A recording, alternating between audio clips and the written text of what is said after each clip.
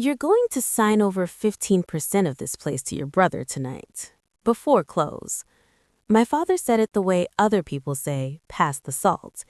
He was sitting at table 7, my best table, the one by the window with a view of the Austin skyline, without a reservation, without a phone call, without so much as a knock on the front door. He had a glass of my house Cabernet in front of him that he hadn't paid for. My mother sat beside him, scrolling through her phone with her reading glasses perched on the end of her nose, already bored with the conversation before it had even begun. My brother Tyler sat across from them, leaning back in his chair with his arms crossed like he owned the place. He didn't. I did. My floor manager Priya found me in the kitchen 20 minutes before the dinner rush. She was holding her clipboard to her chest and looking at me the way people look at someone who has just stepped into traffic. "There's a family at table 7, she said carefully. "They said they didn't need a reservation, that you'd understand." I understood. I hadn't spoken to any of them in 4 years. I took off my apron, folded it over the stainless steel counter, and walked out through the kitchen doors into the dining room. The restaurant was beginning to fill, the low lighting warm.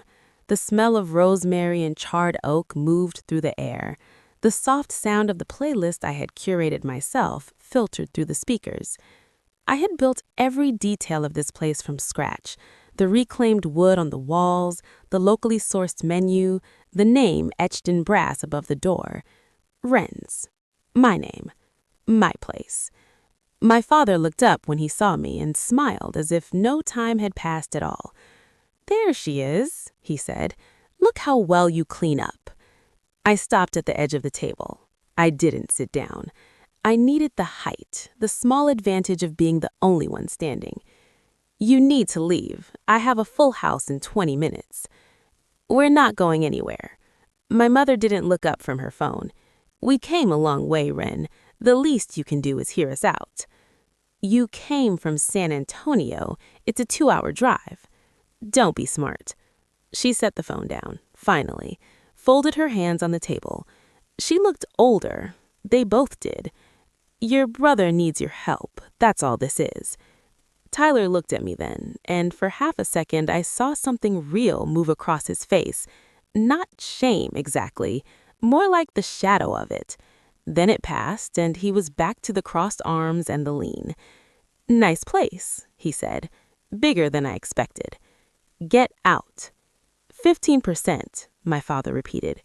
He reached into the inside pocket of his jacket and produced a folded piece of paper, sliding it across the table without standing up. "We had a lawyer draw it up. It's clean. You sign tonight, Tyler gets a silent partnership stake, and we're done. No drama." I didn't touch the paper. "You had a lawyer draw up a document giving my brother a stake in my business, and then you drove 2 hours and showed up unannounced to have me sign it tonight? We knew you wouldn't take our calls. There's a reason for that." "Wren." My mother's voice shifted into the register she used when she wanted to sound like the reasonable one. Patience, a little sad. "Your brother made some mistakes. He's trying to get back on his feet. You have this." She gestured at the room. The vaulted ceiling, the gleaming bar, the waitstaff in their neat black aprons. "You have all of this, and he has nothing? Does that feel right to you? Does that feel like family?" The word landed exactly the way they intended it to, like a small stone against glass, testing for cracks.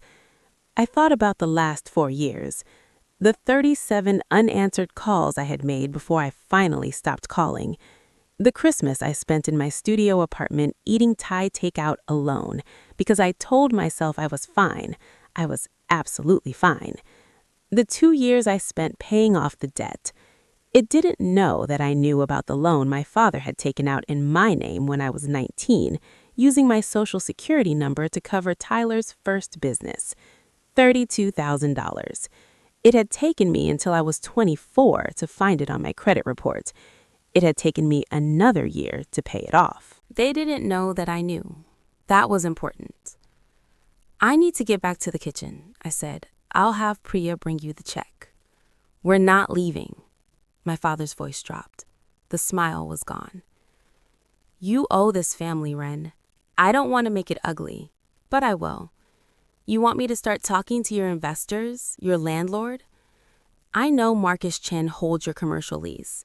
We went to the same church for 15 years. One phone call and I can make your life very complicated. There it was, the threat beneath the smile. The reason they had driven 2 hours on a Tuesday. I looked at him for a long moment. I kept my face still. Give me until the end of service, I said. 10 o'clock.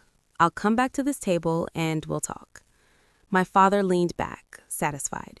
He picked up the wine glass again. That's all we're asking. I walked back to the kitchen. I did not panic. I want to be clear about that, because what happened next required me to be very calm. And I was. I had spent 4 years building something that could not be taken from me. And I had spent every single one of those years knowing in the back of my mind that this moment was coming. Not the specifics, not this table, not this Tuesday, but the shape of it, the return, the hands out. I texted one person. They're here, table 7, need you. 3 dots appeared immediately. Then, on my way, don't sign anything. Diana arrived at 8:45, just as the dinner rush was beginning to thin. She was my father's age and looked 10 years younger, with silver hair cut close and the particular posture of someone who had spent 30 years in courtrooms. She had been my mentor since I was a line cook at 22, the woman who had taught me the difference between a lease clause and a liability, who had looked at my first business plan, circled 6 things that would have bankrupted me, and handed it back without a word of discouragement. She had also, once upon a time, been my family's next-door neighbor. She knew all of them. That was relevant. We sat in my office, a small room off the kitchen that smelled like coffee and printer paper, and I told her everything. She listened without interrupting. When I finished, she was quiet for a moment, slowly turning her coffee cup in her hands. The loan, she said, the one in your name. Do you have documentation? Everything. The original credit report, the payoff receipts, the bank records. I've had them in a folder for 3 years. She nodded slowly. They don't know you know. No. And your father just threatened to contact your landlord, Marcus Chen. Yes. Marcus and I have lunch every 3rd Thursday. She set the cup down. You don't need to worry about Marcus. She was quiet for another moment. Here's what I want you to think about, Ren. You can call the police right now. Trespassing, extortion. That threat about your landlord crosses a line. I can have them removed in 20 minutes. I know, but if I do that, they walk out. Tyler gets in a car and drives back to San Antonio, and the loan disappears. The fraud disappears. They've been holding that over me for 4 years without even knowing it, and I stopped. I pressed my fingers flat on the desk. I want it on the table. I want everything on the table. Diana looked at me for a long time. Then something shifted in her expression. Not a smile exactly, more like the acknowledgement of something she recognized. Tell me what you're thinking, she said. I told her. When I finished, she was quiet again. Then she opened her laptop. I'll need an hour, she said. Keep them at the table. I went back out to the dining room. The restaurant had settled into its late evening rhythm. A few tables still lingered over dessert and coffee. The bar was doing steady business. I asked Priya to bring a fresh bottle of wine to table 7 and a cheese plate. Hospitality is theater. The optics of a daughter softening. When I approached, my mother looked up with the carefully neutral expression of someone who has been waiting and does not appear impatient. My father had his phone out.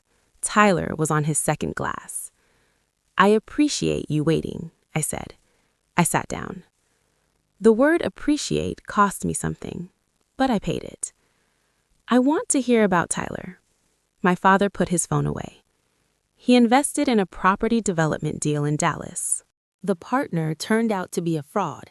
Tyler lost everything he had invested. On top of that, the investors are coming after him personally. The number they're looking at is somewhere around $200,000. $200,000? He needs a stake in something real, my father continued. Something with cash flow. The 15% gives him collateral. It shows the investors he has assets. It buys him time to negotiate. And if the investors come after the stake? If they put a lien on my restaurant? My father waved a hand. That won't happen. You don't know that, Ren. My mother reached across the table and placed her hand over mine. The gesture was so practiced, so perfectly calibrated, that I almost admired it. We know we haven't been perfect. We know there's been distance, but you are the only one in this family who has what it takes to fix this. Tyler doesn't have your discipline. He never did. She paused. You were always the strong one, the one who didn't need anyone. We counted on that. Maybe more than we should have. But right now, your brother needs you to be strong one more time. It was a good speech. It reframed their neglect as evidence of my capability. It transformed 4 years of silence into a compliment, the specific, twisted arithmetic of people who have never once considered that their accounting might be wrong. I nodded slowly. Can I ask you something? Of course. When I was 19, the money, do you know what I'm talking about? A flicker. Too fast for Tyler to catch, but I had been watching my father's face for 28 years. I saw it. I don't know what you mean, he said. The loan, the one someone took out in my name, $32,000, the one that destroyed my credit for 3 years and that I spent 2 years of my life paying off. I kept my voice even, conversational, the way you talk about something that happened to someone else. I'm not angry about it. I just need to know if we're being honest right now.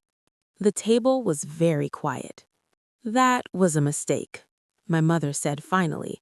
Her voice had changed, thinner now. We were going to pay it back. But you didn't.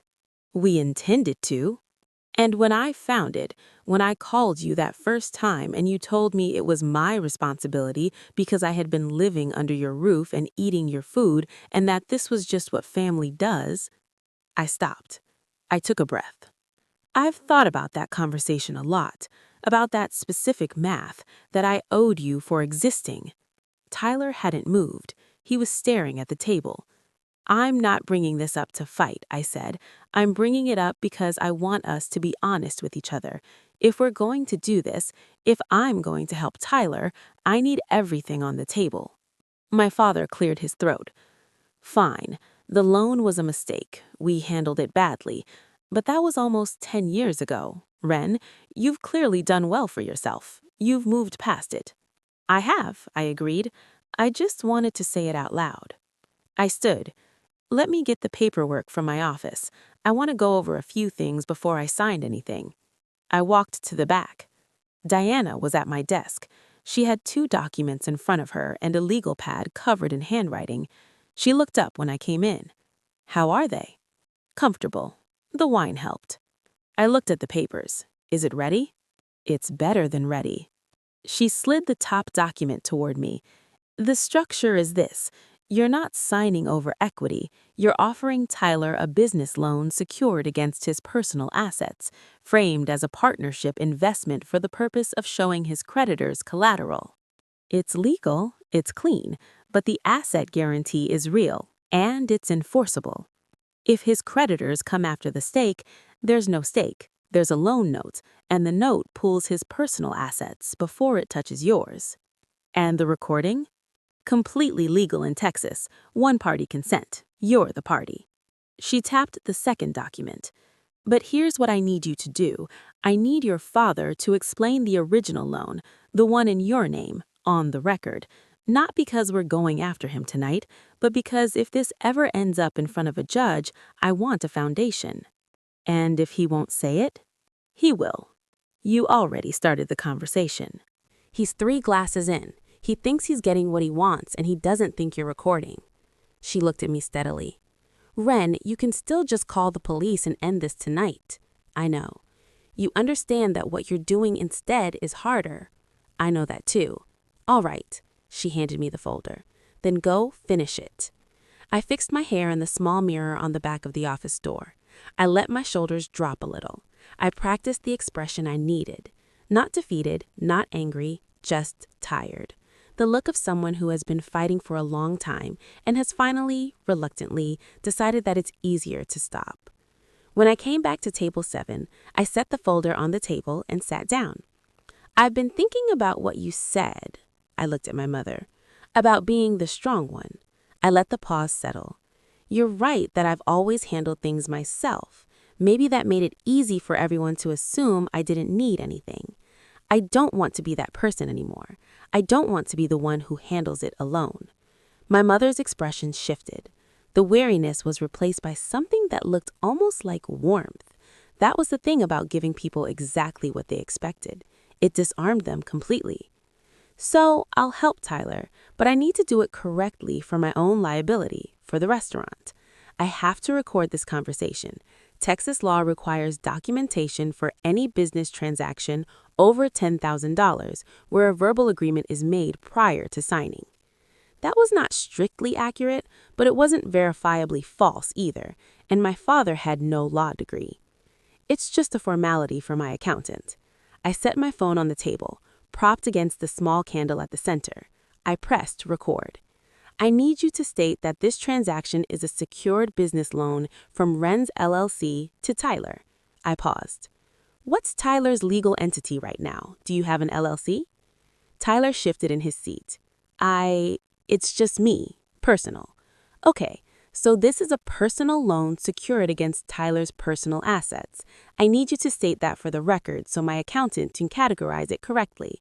It keeps it off my personal tax return and books it as a business expense. Otherwise, I'm looking at a 40% tax hit.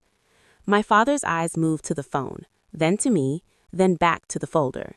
I could see him doing the math, or what he thought was the math. He saw a daughter covering her bases. He saw paperwork. He did not see a trap. Fine, he said.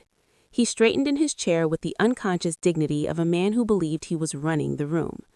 I, David Calloway, am authorizing this transaction between my daughter's company and my son, Tyler Calloway. The purpose is to satisfy Tyler's personal debt to his investors while providing collateral for further negotiation, right? To satisfy Tyler's personal debt, Tyler has no liquid assets at this time to cover the obligation himself. And just so my accountant has the full picture, I said, keeping my voice light, almost offhand, she's going to look at the full history of financial interactions between me and the family. It helps her establish that this is the first formal transaction, not part of a pattern of gifts. So I need to mention, just for the record, that there was a prior incident involving a loan taken in my name when I was 19, just so it's documented as a separate event. The table went quiet. You want me to mention that on a recording? My father said slowly. It actually helps me.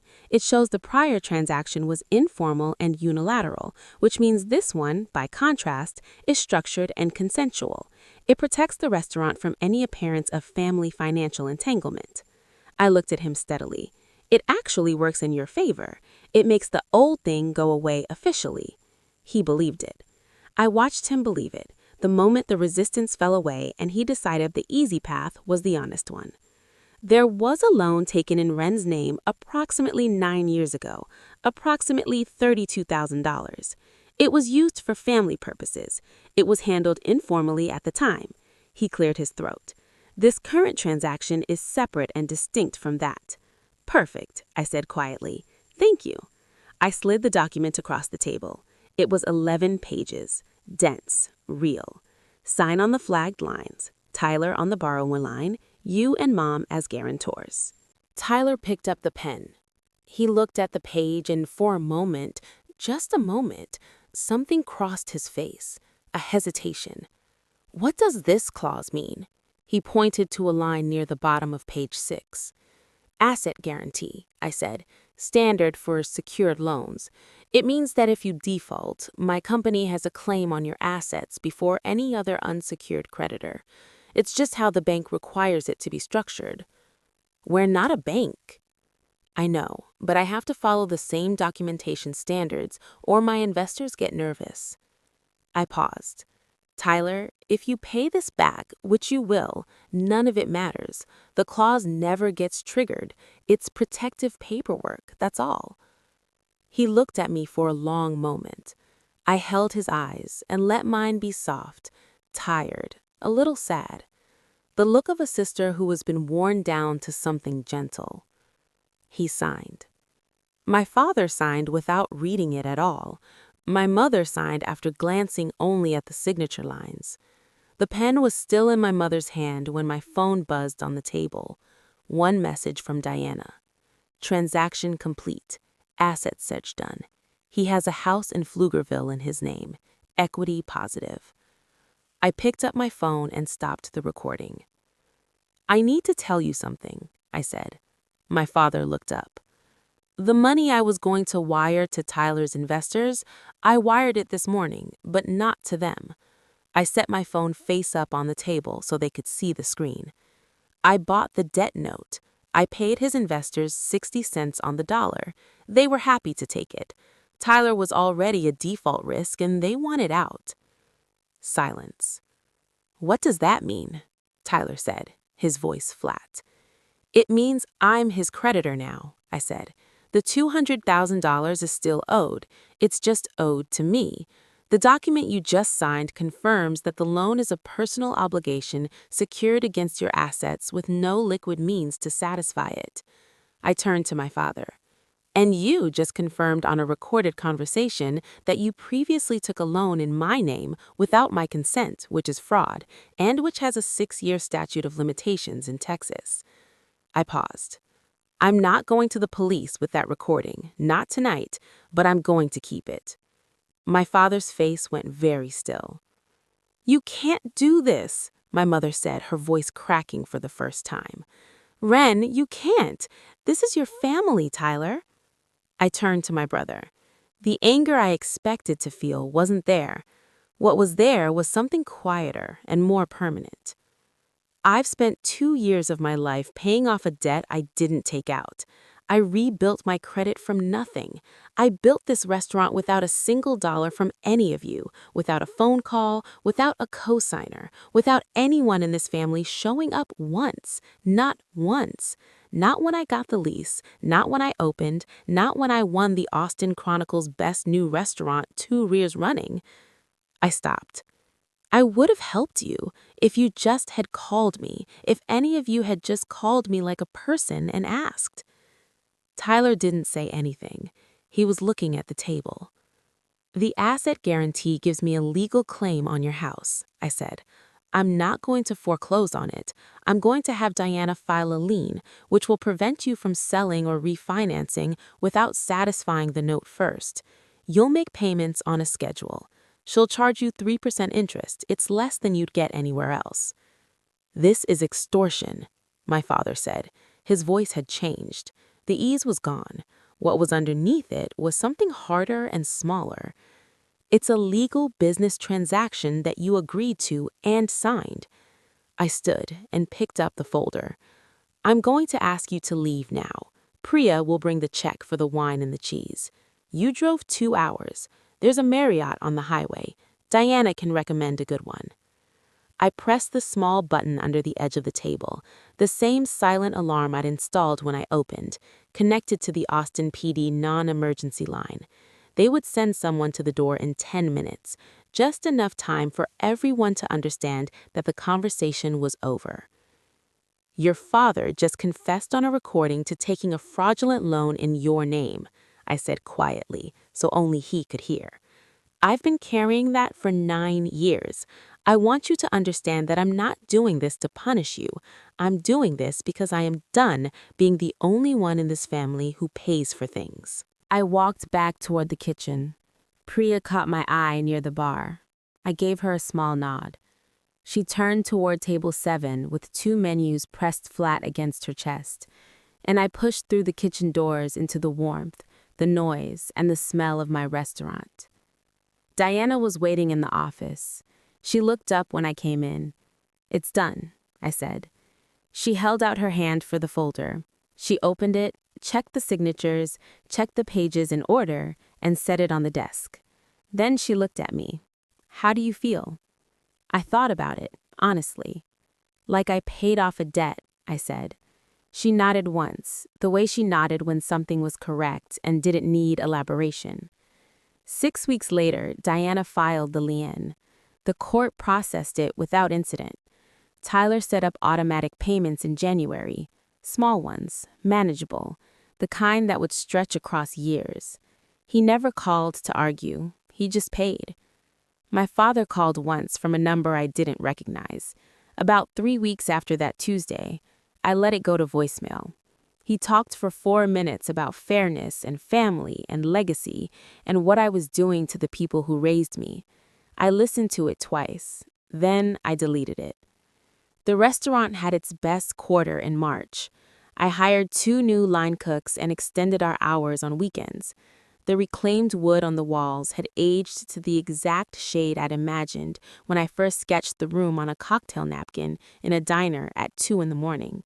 Working a double shift, 23 years old, and certain of nothing except the shape of what I was building toward. My mother texted me once. 4 words. "I hope you're happy." I looked at it for a long time. I typed back 2 words, and I meant both of them. "I am." Then I blocked the number, went back to the kitchen, and got to work.